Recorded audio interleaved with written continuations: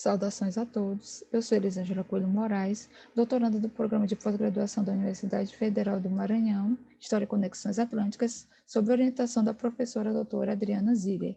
Como tema da comunicação, vou trazer a salvação e a punição em La Chanson de Roland e em Ferrabras, que são objetos da minha pesquisa de doutorado. Para começar, vamos fazer um pouco da ligação entre a monarquia capetinja e Carlos Magno, que é o período que eu estudo. Eu trabalho com o reinado de Louis le Gros, Luís VI le Gros, e seu neto Felipe II. Qual é a ligação da Canção de Rolando com esses dois monarcas, né? E a Ferrabras? Porque durante esse reinado desses reis capetinjos, a escrita dessas obras elas vão trazer imagens de Carlos Magno, mas muito inspiradas nas imagens dos reis que estão governando. No caso, a Canção de Rolando com o Luís VI e a Ferrabras no período de Filipe II. Essas obras elas vão estar dentro de um compêndio chamado Ciclo Carolíngio, que é um conjunto de 78 obras, segundo a professora doutora Mônica Min, e elas estão no chamado primeiro ciclo, chamado Ciclo do Rei, que vão tratar especificamente de Carlos Magno, enquanto os demais ciclos vão tratar de sua descendência e de outras personagens ligadas ao próprio imperador. Dentro dessas obras do Ciclo do Rei, a mais importante, a mais conhecida, é a chamada Canção de Rolando. Eu trabalho com o manuscrito de Oxford, que foi escrito entre 1050 e 1100. Vai ter mais de 4.000 versos, 4.002 para ser mais específicas, e toda o cerne da narrativa ela vai tratar da expansão territorial, da busca pela afirmação religiosa, onde o imperador vai ser unificador da cristandade, libertador contra o jugo pagão, e vai ser essa ligação entre a coroa e Deus, além de trazer uma série de modelos de cristãos e do momento de período de evangelização. Então, o que coloca? Que Carlos Magno ele vem para expandir a cristandade e vai trazer a bondade. O cristão é o bom, enquanto aquele que não segue a Cristo é o mal. Então, aquele bom cristão ele vai alcançar o céu, o que não é bom cristão vai ser punido. A Canção de Rolando ela vai ser escrita baseada na passagem de Carlos Magno pela Espanha e a tragédia no Desfiladeiro de Roncevaux, que é quando o Roland, né, o sobrinho do Carlos Magno, é atacado pelos sarracenos. Ela vai ser dividida em duas partes.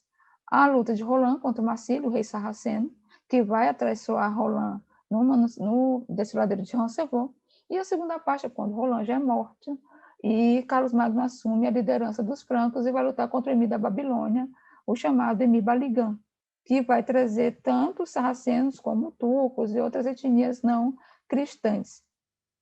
Toda a narrativa ela vai trazer o confronto entre os cristãos e o exército inimigo, que são os chamados sarracenos e os paiães, vai trazer a valorização das linhagens senhoriais, onde o rei é bom, o rei é unificador, né? E aquele que o serve vai ter a recompensa no céu, vai ter a recompensa material também. Então, vai ter toda aquela valorização da linhagem real e da linhagem cavaleiresca, né? Do bom cavaleiro. Vai trazer aquele desenvolvimento político-religioso, onde a política ela vai estar ligada à religião. Se você segue o rei, você está do lado de Deus. Se você não segue, você está do lado do mal.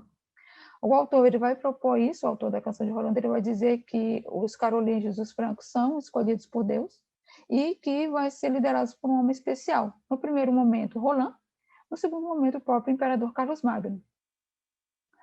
A narrativa seguinte, a Ferrabras, ela vai ser escrita entre 1170 e a ação se passa em 3 anos antes da própria Canção de Rolando. Então, por isso, vários personagens da Canção de Rolando vão estar na gesta Ferrabras. Entre eles, o próprio Carlos Magno, Roland e principalmente o par de Roland, o Olivier, que vai entrar em confronto com o chamado gigante Ferrabras, que é um homem que tem mais 4 metros.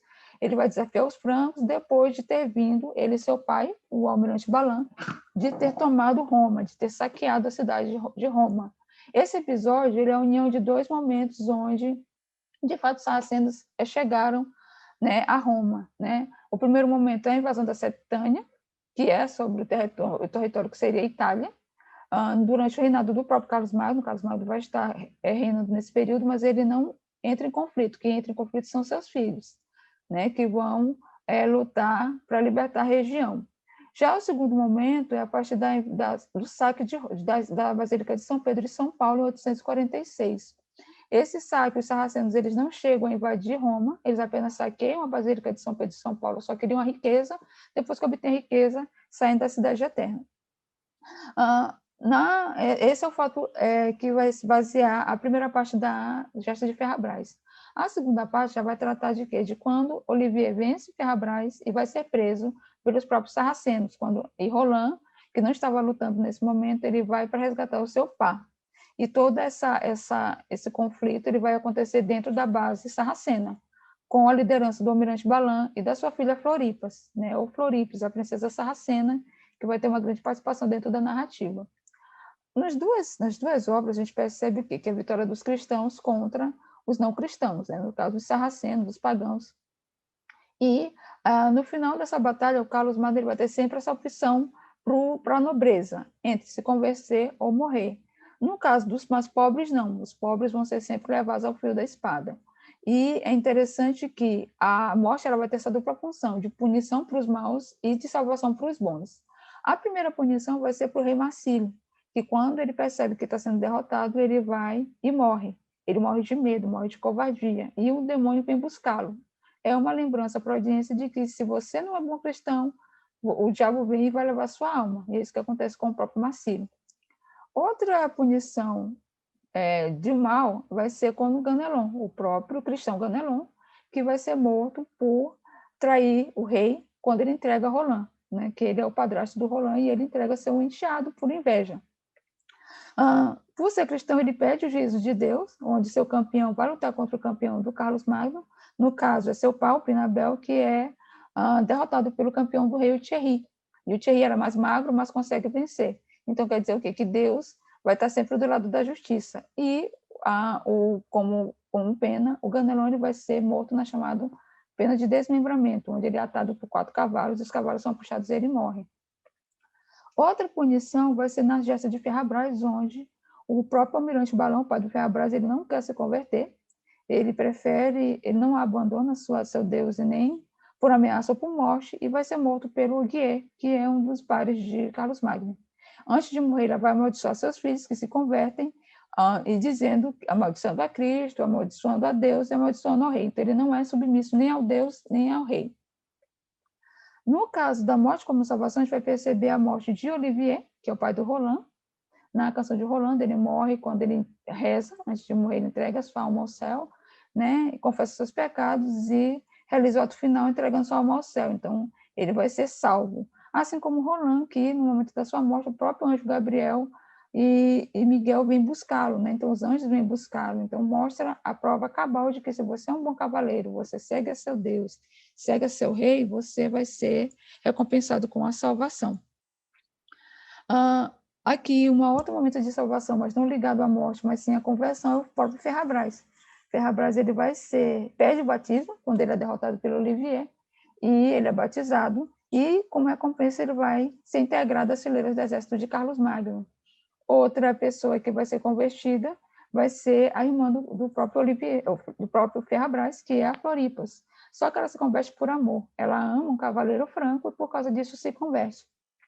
Ela é aceita por quê? Porque ela é nobre, ela vai ser uma cristã convertida e vai conseguir o que as mulheres, né, que era desejado para as boas cristãs, o casamento e a salvação. Então, ela consegue a salvação da alma e o casamento com o cavaleiro que ela deseja.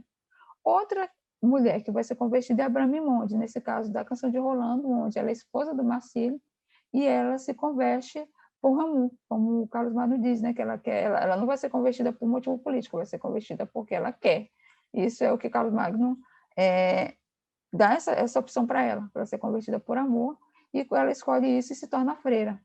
Então, aí vai ser o estabelecimento do equilíbrio. Carlos Magno perde um cristão falso, que é no caso o Ganelon, e ganha uma cristã verdadeira, no caso a Bramimonde, ambos nobres, e assim ser restabelecida lá o equilíbrio da cristandade. Assim como Florisba alcança a salvação ao se converter, a Bramimonde ela vai pelo matrimônio também, né? Pelo alcance do matrimônio. Já a Bramimonde ela vai ser freira. Então, ela é uma boa mulher que, após a morte do marido, entrega-se à igreja.